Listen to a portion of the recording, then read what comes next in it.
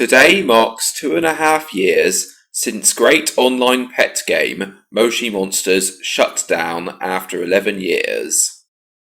As a loyal player of this great MMO, I did not take this shutdown at all well, but what upsets me even more is that after being a well-loved, well-merchandised, and well-updated online game throughout the early 2010s, in 2014, the people running it suddenly started to give up.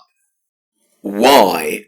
I know 2013 was when Moshi Monsters' popularity started to decline, but you still could have easily kept us Moshi loyalists happy. Furthermore, 2014 was the year of the game's 100 millionth sign-up. You could easily have held a massive celebration, as you did for the game's 15 millionth sign-up earlier that decade. I may not have done enough for Moshi Monsters. I didn't even buy the magazine until issue 12, nor did I start my own Moshi blog, but I remained loyal to the franchise. I pre-ordered the Music Rocks album, I bought all 3 Moshi Monsters Nintendo DS games, even bought both the DS and 3DS versions of the later 2, and I saw the Moshi Monsters movie at the cinema when released. Mind Candy, you had something very special with Moshi Monsters. I feel that if you did more to keep it fresh, do more to entice new potential fans and all, I reckon it would still be relevant today. Then again, I do feel the need to address the elephant in the room. Moshi Monsters ran on Flash, which Adobe announced the axing of in 2017 before officially axing it at the end of 2020. Couldn't Moshi Monsters have converted to HTML5? Knowing Moshi Monsters came out 2 years before the first iPad, I feel that Mind Candy should have gotten some inside details to make sure they were ready for something like this. They hinted at a Moshi Monsters app on at least one occasion, but what could have caused it to not happen? Despite what went wrong with this great franchise, I do still look back on it very fondly. I signed up in the summer of 2009. Don't know why I was on the fence after seeing it advertised on TV a few months prior. I played the game a lot, did every Super Moshi mission, collected every Moshiling added to the game except Fuddy and Raffi. I met Moshi Monsters at Chessington World of Adventures, Sea Life, and the 2014 Blue Water event, but I do still wish I created an account sooner after first seeing the advert and started my own Moshi blog. Who knows, maybe I could have been invited to visit Moshi HQ, as some other fans were.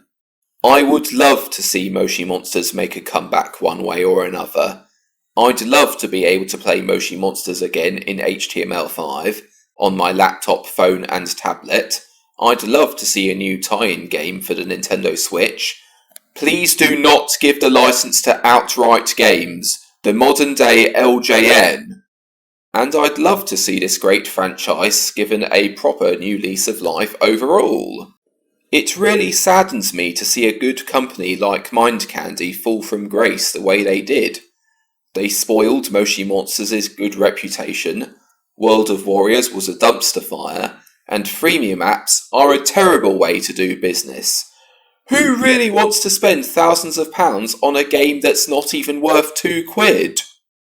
At the very least, I would like to see Moshi Monsters revived as a cartoon series.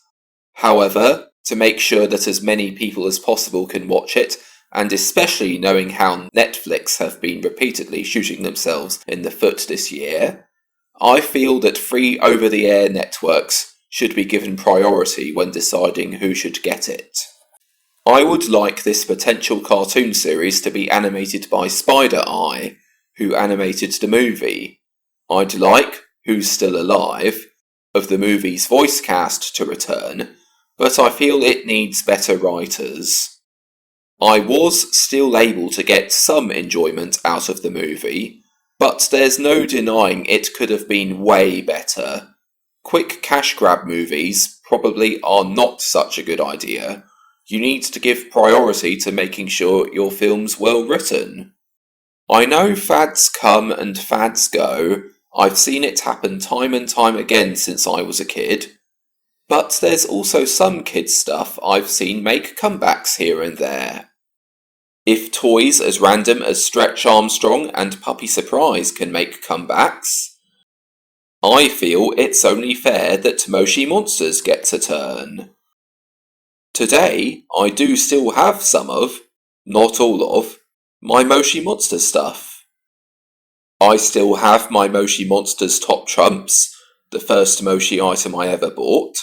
I still have all my Moshi Monsters DS games, the Music Rocks album, the movie on DVD, the soundtrack on CD, and my Talking Cuddly Katsuma. But my mashup cards, some I gave to some kids in the mid to late 2010s, some I gave to charity shops in 2020, my Moshi magazines I let my mom have for the school where she was teaching nearer the end of the 2010s, and because my brother had a baby in late 2020, I let her, the baby, have my carte blanche lubber toy, and my parents put dry pasta into my penny money box, a magazine freebie, making it into a shaker toy for her.